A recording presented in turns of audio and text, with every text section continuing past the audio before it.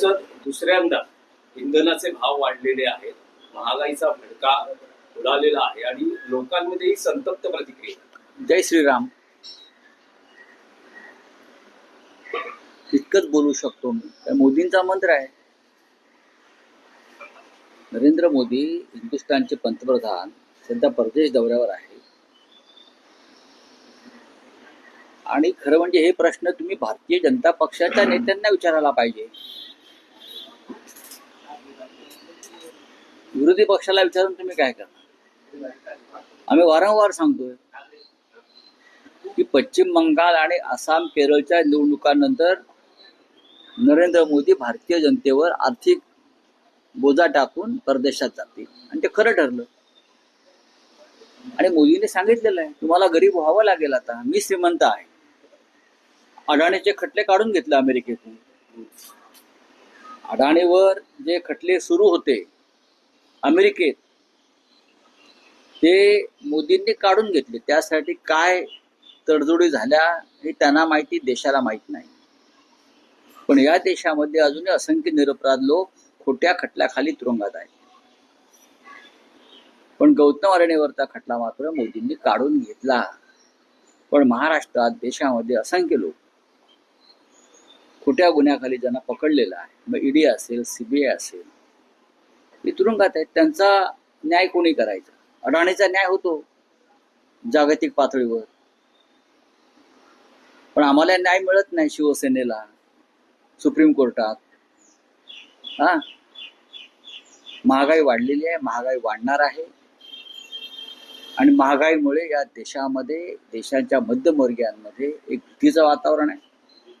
त्यातून एक आर्थिक अराजक निर्माण होईल.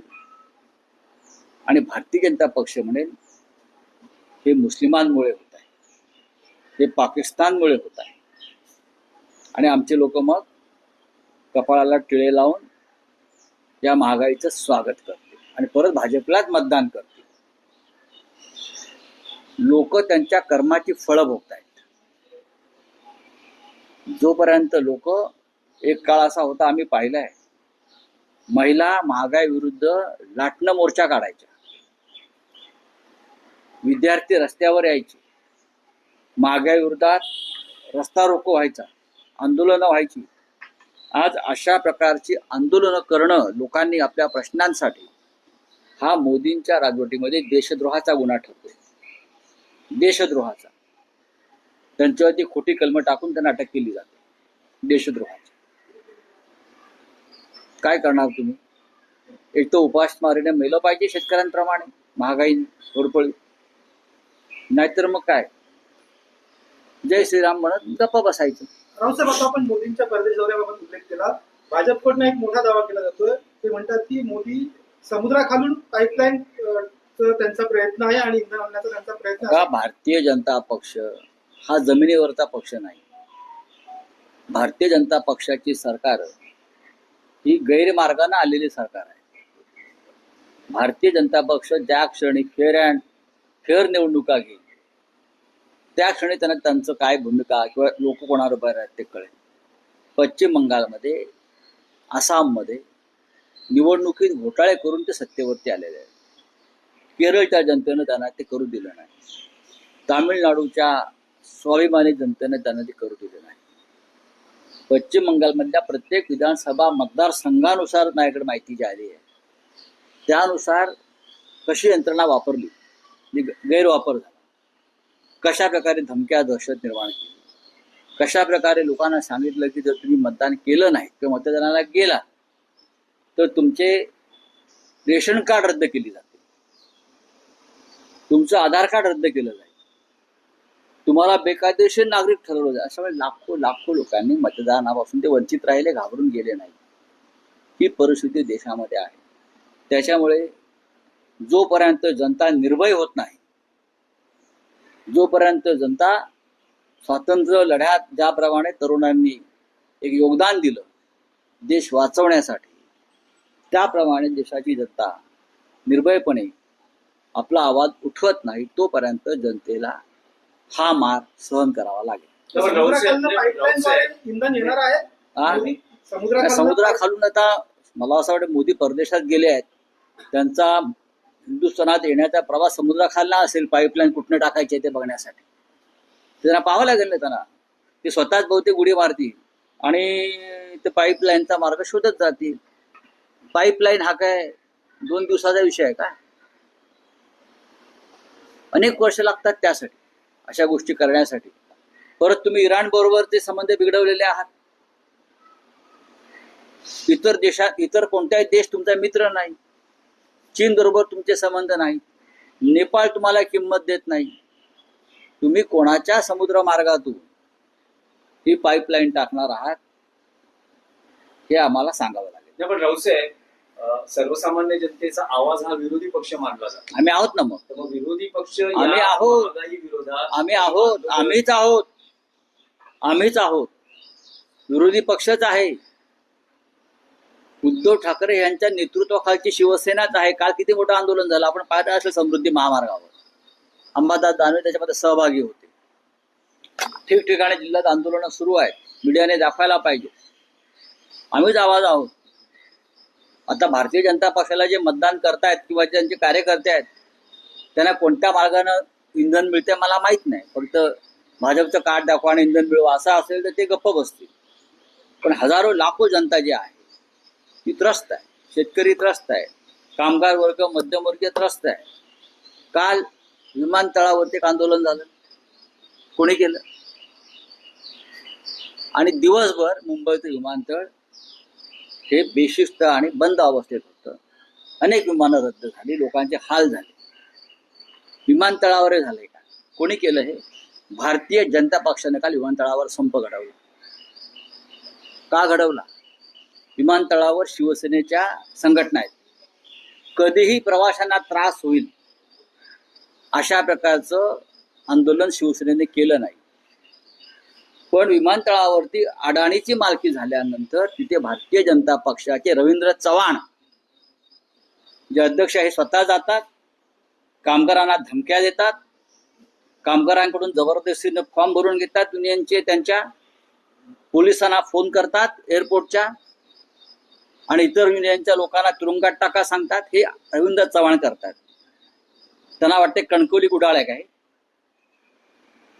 आणि त्याच कामगाराने त्यांनी काल संप करायला लावला आणि हजारो प्रवाशांचे काल दिवसभरात हाल झाले. बाळासाहेबांची आम्हाला शिकवण होती, जी सर्व्हिस इंडस्ट्री आहे तिथे तुम्ही डिस्टर्बन्स म्हणजे गैरव्यवस्थापन होईल असं करू नका. त्याच्यामध्ये इस्पितळा संप करू नका. हॉटेल जी मोठी आहेत पंचतारांकित परदेशी गेस्ट तिकडे येतात तिथे संप करण्याचं टाळा. विमानतळांसारख्या ठिकाणी रेल्वे शक्यतो टाळा. लोकांना त्रास होतो. सरकार कोणाचं अडाणीचं आहे ना विमानतळावर. मग तुम्ही संप करून लोकांना का वेठीस धरताय मिस्टर अरविंद चव्हाण? हे भारतीय जनता पक्षाच्या प्रदेशाध्यक्षाचं काम आहे का? स्वतः जाऊन फॉर्म भरून घ्यायचे जबरदस्तीनं, धमक्या द्यायच्या? ठीक आहे, सत्ता आहे, जाईल ना तुमची सत्ता केव्हा तरी. तुम्ही का अमरपट्ट्या घेऊन आलात का? कामगारांच्या मागण्या न्याय्य आहेत. शिवसेना त्यांच्यासाठी, शिवसेनेने पण त्या विषयावर परवा मोर्चा काढला होता शांतपणे.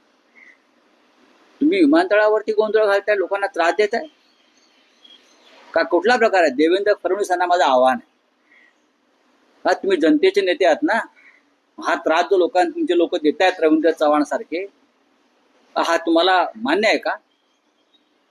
काहीतरी माणुसकी आणि शिस्त ठेवा राजकारणामध्ये. दोन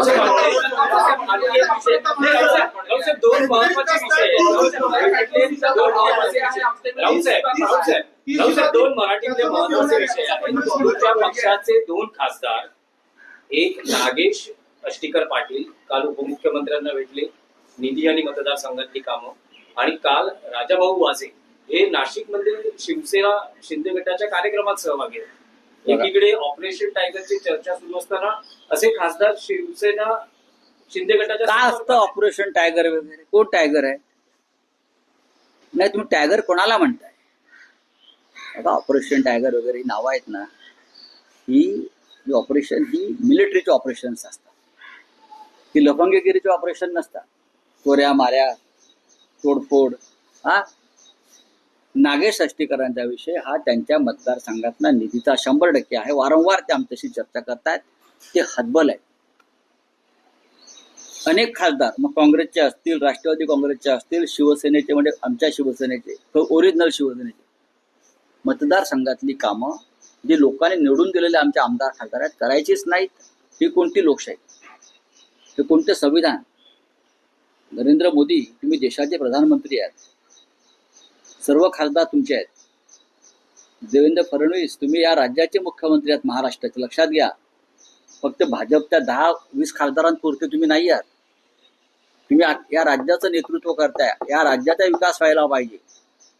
जो भाग विरोधी पक्षाने जिंकलेला आहे तिथे विकास करायचा नाही.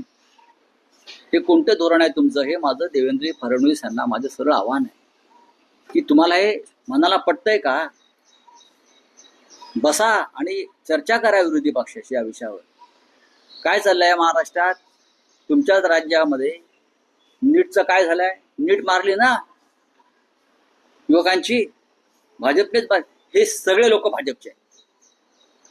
आज प्रदीप जोशीला समन्स काढलेला आहे. नीटचा जो प्रमुख आहे हा कोण आहे? हा संघाचा कार्यकर्ता आहे. प्रदीप जोशीला समन्स काढलेला आहे आज. प्रदीप जोशी हा महाराष्ट्रातलाच माणूस आहे. तो प्रमुख आहे नीटचा. त्याला आज समन्स काढलाय. हा RSSचा रिसर स्वयंसेवक आहे हा माणूस. त्याच्यामुळे नीटच्या पेपर लीक प्रकरणामध्ये भारतीय जनता पक्षाचंच सूत्रधार म्हणून नाव घ्यावं लागेल. हे सगळे लोक जे अटक केले आहेत हे सगळे भाजपचे कार्यकर्ते आहेत. प्राध्यापक, क्लासवाले, अमुकवाले, या सगळ्यांना भाजपचं संरक्षण आहे. नाही त्यांनी सांगावं नाही, मी पुरावे देतो. नीटचा जो हेड आहे, मगाशी म्हटलं प्रदीप जोशी, त्याला स्टँडिंग कमिटी एज्युकेशनने आज समन्स दिलाय. हा भाजपचा संघाचा. त्याशिवाय नेमणूक होऊच शकत नाही.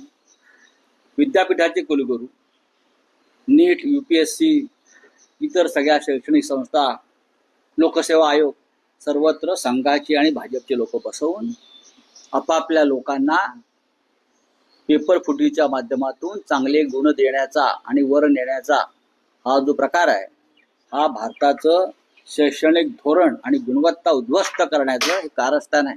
हा अणुबॉम्ब आहे भारतावर पडलेला. एक साधा प्रश्न आहे. समजा जर शिवसेना पक्षाच्या खासदारांना निधी मिळत नाही, ही जर त्यांची खंत किंवा ही जर त्यांची समस्या असेल तर त्यांनी राज्याच्या मुख्यमंत्र्यांना भेटलं पाहिजे. देशाच्या मुख्यमंत्र्यांना वेळ आहे का? ते सातत्याने शिंदेना भेटतात. असं आहे की मुख्यमंत्र्यांना वेळ आहे का? नाही.